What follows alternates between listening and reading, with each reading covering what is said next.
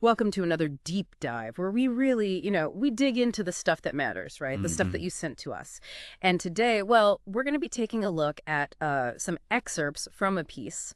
It's dated March 26, 2025, and the title is, well, let me see if I can get this right. A pagger upon itabarang agapani itabani. Wow. I know, it's quite a mouthful. Yeah. But it basically translates to morning Murli Shanti Batata Matuban. Okay. And Murli, in this context, refers to these divine teachings.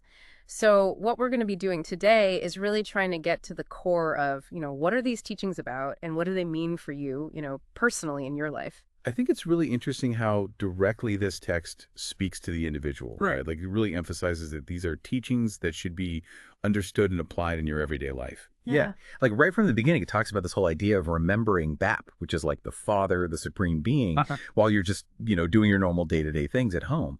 And it says that, by keeping this remembrance alive, like throughout your day while you're doing your regular stuff, you can actually change from being tamokal kale, which is kind of like a state of, spiritual ignorance and weakness, to satokale, which is like, you're enlightened and you've got this spiritual power. Hmm. What do you think about that? Does that resonate with you? Like this idea of inner transformation, but within your existing life? And it's a really fascinating idea, right? Because it's not saying that you need to go off and live in a cave somewhere to achieve some kind of spiritual growth. It's saying, no, your current life is actually the perfect place for that to happen. And the tool is remembrance. Yeah.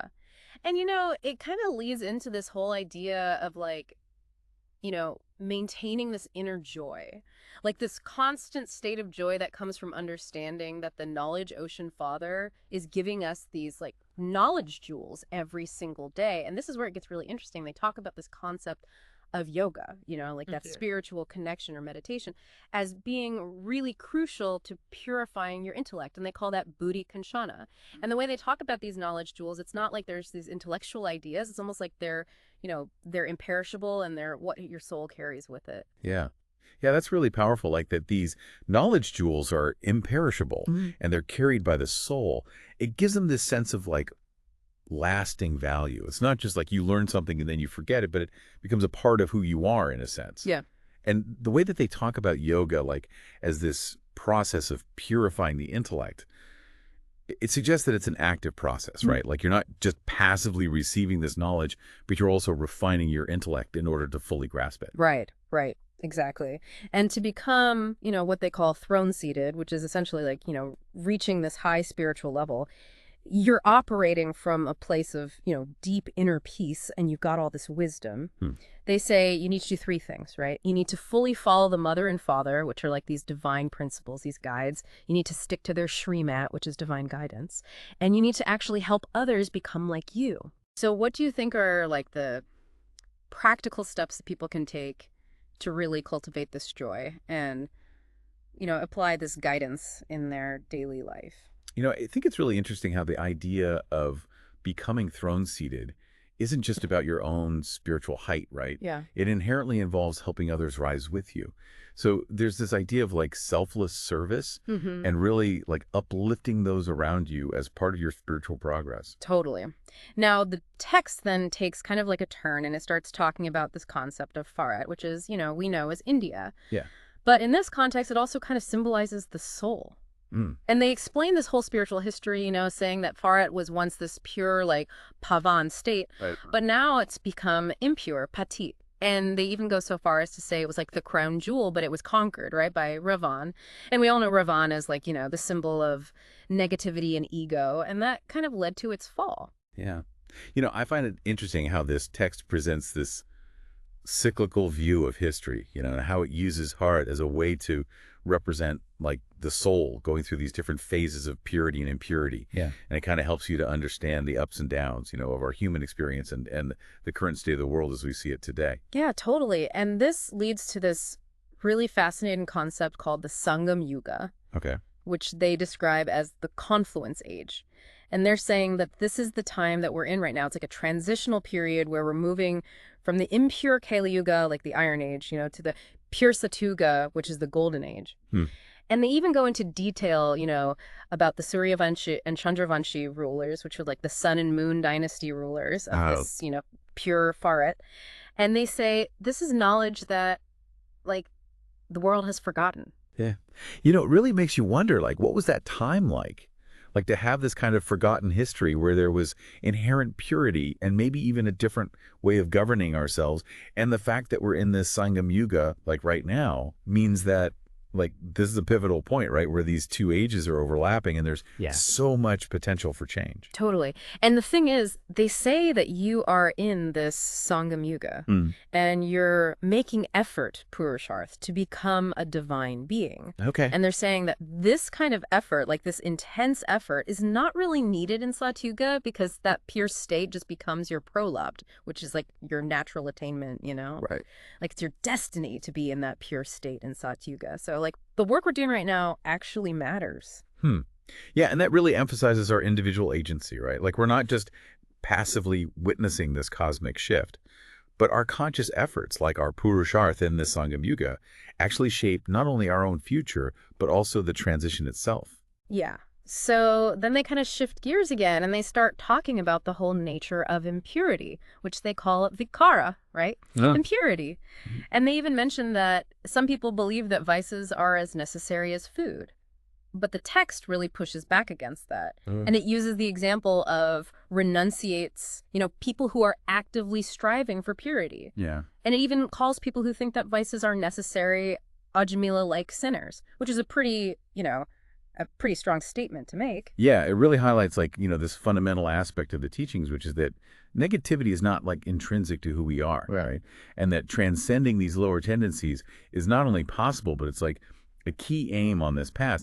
Yeah. And they use the example of those who dedicate themselves to purity as like proof that it's possible to actually overcome those negative things. Yeah, absolutely. And they go on to explain that those who are destined for heaven, or what they call swarga, will be satokika, which means, pure. And they say that souls who arrive later haven't actually experienced this kind of like unblemished world. Oh. And, might still be attached to these vices. So it's almost like they have this spiritual amnesia, or there's like a lingering imprint, from previous experiences. So I'm curious, like in your own journey and your own self-improvement, like what are your thoughts on the nature of desires and whether it's actually possible to live without them? Yeah, it's a huge question, right? Like, is complete detachment, is that the ultimate goal? And is it even attainable? Because the text is clearly pointing in that direction, right? Like suggesting that freedom from vices is actually the natural state in a pure existence. And they use this really, I think, evocative image of flowers and thorns. So they describe heaven as a garden of flowers, whereas like the current world is a forest of thorns. And they say that we are literally transforming from thorns into flowers. Wow. And they actually talk about Lakshmi and Narayan as the king of flowers. Right. And that they achieve this divine state through effort, or padhai, which is like studying and learning. So for you listening, in what ways can you relate to this idea of moving from something that's potentially harmful, like a thorn, to something beautiful, like a flower? I love that image. The flower and thorn metaphor, because it's so powerful and it speaks to this universal desire we all have, right? To change and become better. And it doesn't matter what your background is. Like the idea of moving towards a state of greater beauty and harmlessness is something we can all connect with. And the fact that they mention padhai, like learning, means this transformation isn't passive. Yeah. You have to put an effort, right? It requires conscious engagement to move from the thorn to the flower. Totally. Now, another thing they talk about is this concept of an She's family, which is like a godly family, Oh. And it's created by the Father, the Supreme Being. Oh, yeah. And apparently the Father first adopts a mother and then creates children through her, which is how we get Brahma Kumars and Kumaras, the spiritual children of Brahma. And they contrast this, with what they call Aitanaikal, which is the path of renunciation that's taken by traditional ascetics. And this path is called Apanakha, which is the path of engagement, like living your daily life, but with these spiritual principles guiding you. Interesting. And the other thing is, God is addressed as both mother and father. That is interesting. So it's not just father, it's mother and father. What do you make of that? That is really unique, I mean, the emphasis on this kind of spiritual family, right? Yeah. But within the context of everyday life rather than like withdrawing completely from the world. It's a really unique approach to spiritual development. Yeah. And then the whole idea of the divine being both mother and father, it suggests, a very nurturing and guiding presence, which I think is really beautiful. Yeah, yeah. And they really stress that the father is reestablishing this pure Datayai pure Lodish in Parat. Yeah. Like this way of life that was once just, full of happiness and joy. And they even kind of pose this question, like, why are we looking to all these other older spiritual paths when our own was, once so joyful? And this leads them to talk about the incredible happiness that exists in heaven with like palaces made of diamonds and jewels and, just like contrasting it to even the greatest riches here in the world. And they mention that the Father is like the ocean of knowledge, and he's sharing these knowledge jewels that we store in our intellect, and remembering the Father in this knowledge, like those are the keys. Yeah. So I got to ask you, what does true happiness mean to you, and what role does knowledge or wisdom play in that for you?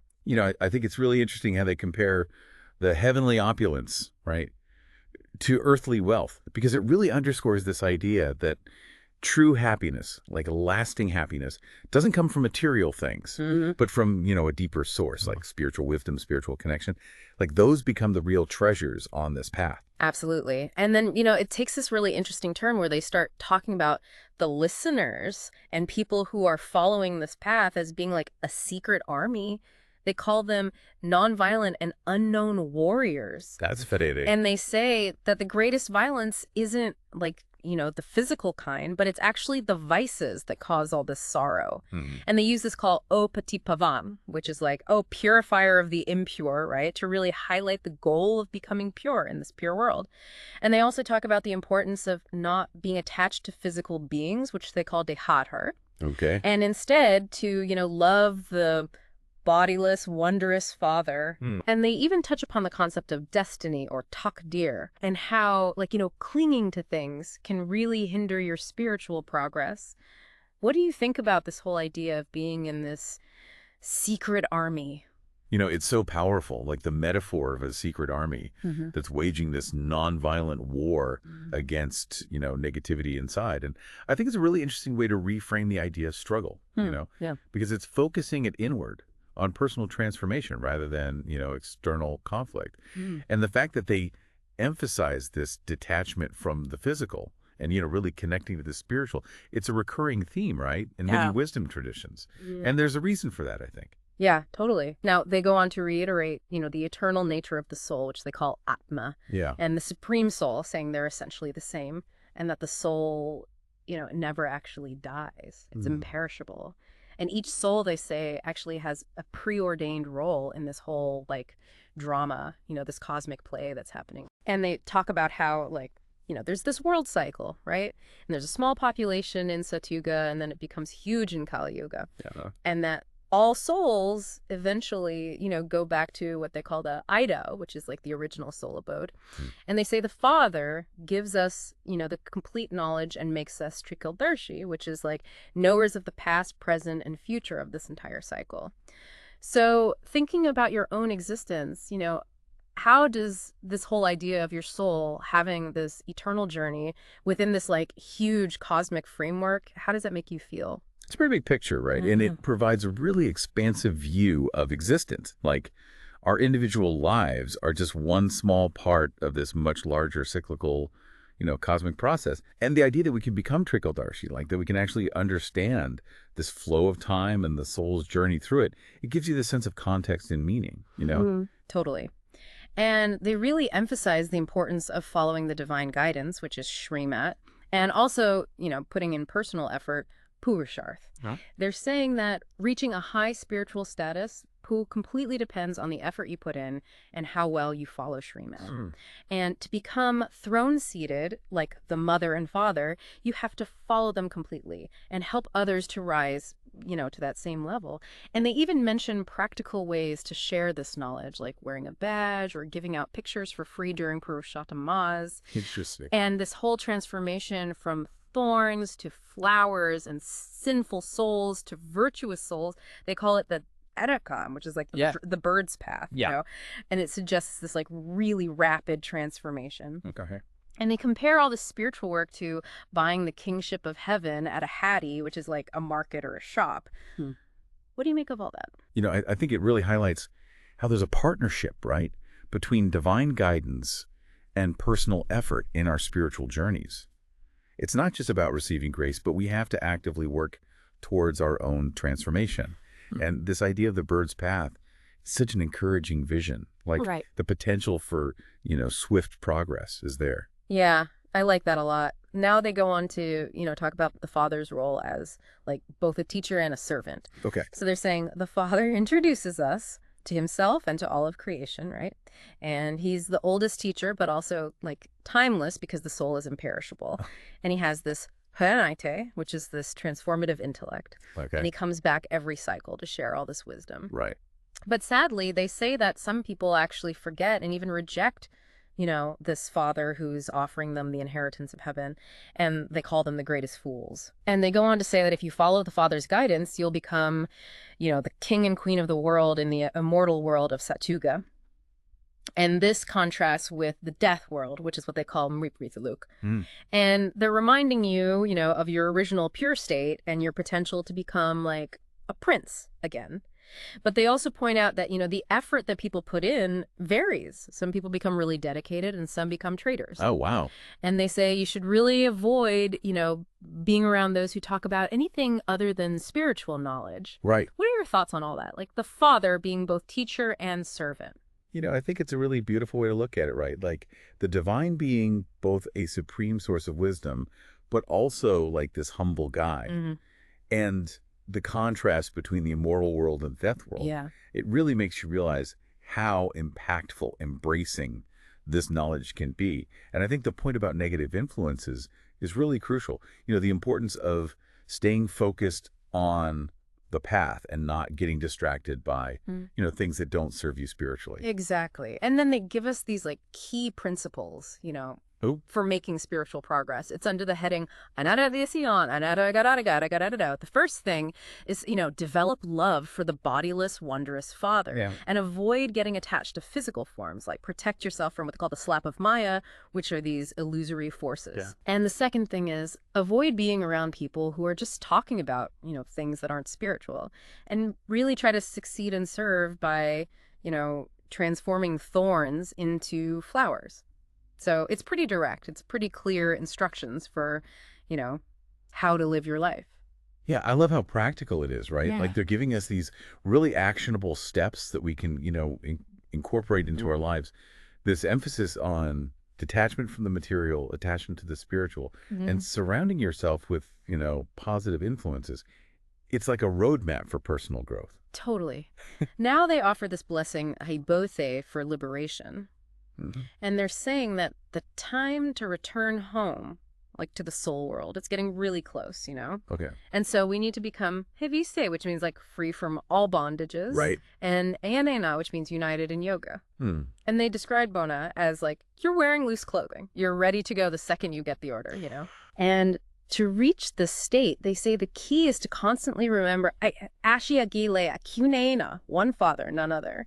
And they're reminding us that letting go of the old stuff is necessary, to return home or to enter the golden age. So are you ready? It's a big question. Are you ready, or are you still holding on?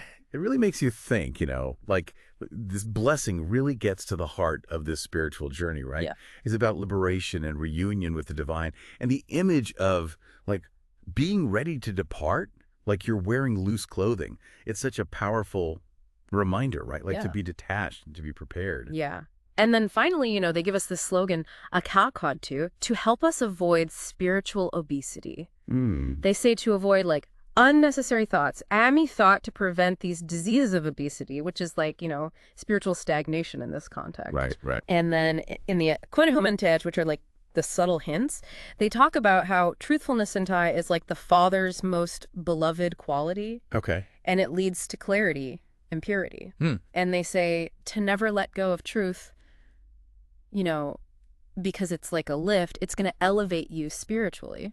Yeah. What do you think about all that? I love that slogan. Yeah. It's so concise and memorable, right? And it really reminds us about mental discipline. Mm-hmm. You know, the importance of keeping our thoughts pure and focused. And that final emphasis on truthfulness is like a spiritual elevator. Right. That's really powerful. You know, it connects like a fundamental virtue to the path of progress. Totally. So to kind of wrap up this deep dive, it seems like the core message is all about a journey of inner transformation that happens through remembering the Supreme Being while you're living your life and, following divine principles and cultivating detachment.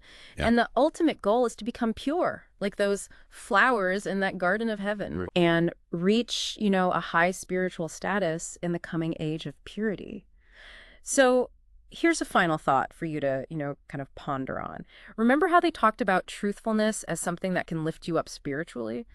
Well, how do you think consciously embracing truth in your thoughts, in your words, in your actions, how could that be that spiritual lift in your own journey? Think about that. Okay.